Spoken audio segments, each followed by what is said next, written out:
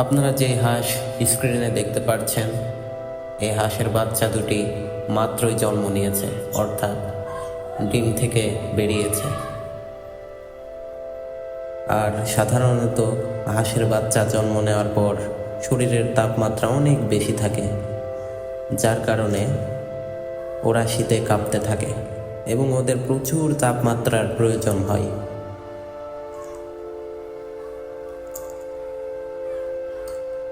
হাঁসের বাচ্চা দুটি ঠান্ডাতে কিন্তু কাঁপছে, কেননা এদের প্রচুর তাপমাত্রার প্রয়োজন।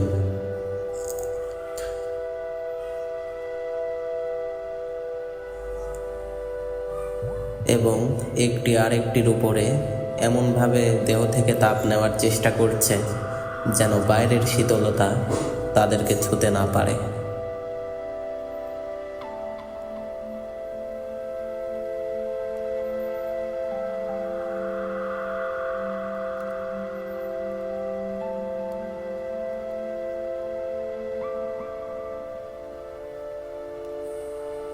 বাচ্চা দুটি একটু আগেই জন্ম নিয়েছে, সেই জন্য বাইরের আবহাওয়াকে অভিযোজন করার ক্ষমতা এখনো হয়ে ওঠেনি।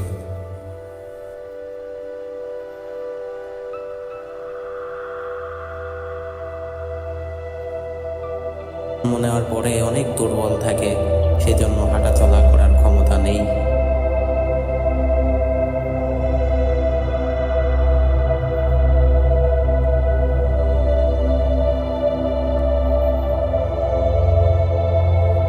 এই হাঁসকে ইংরেজিতে বলা হয় ডোমেস্টিক ডাক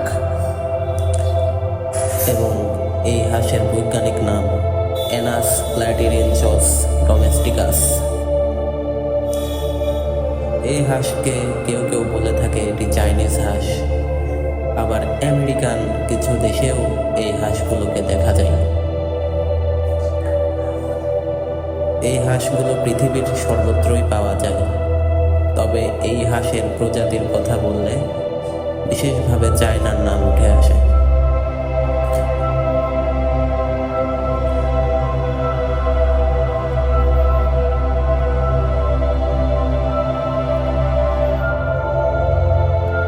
হাঁসগুলো কিন্তু শীতে কাঁপছে,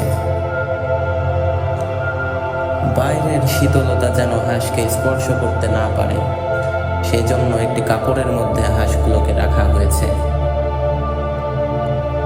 এতে করে ভিতর থেকে উষ্ণতার সৃষ্টি হবে।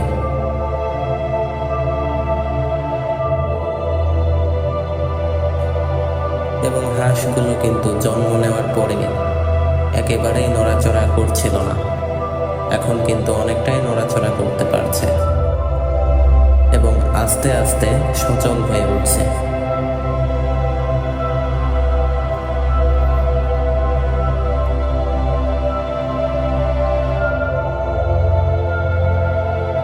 এবং এই হাঁসগুলো যখন আরেকটু বড় হবে, তখন এই হাঁসগুলো পাখিদের মতো উড়ে বেড়াতে পারে, অর্থাৎ যখন এদের ম্যাচুরিটি সম্পন্ন হবে তখন এরা উড়ে বেড়াতে পারবে একদম পাখিদের মতো।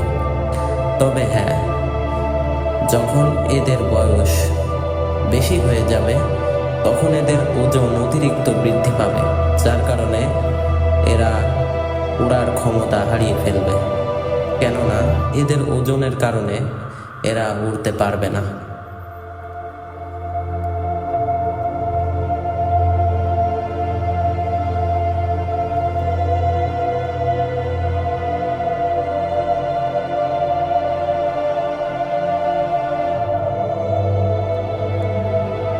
হাঁসগুলো খুব মিলেমিশে রয়েছে।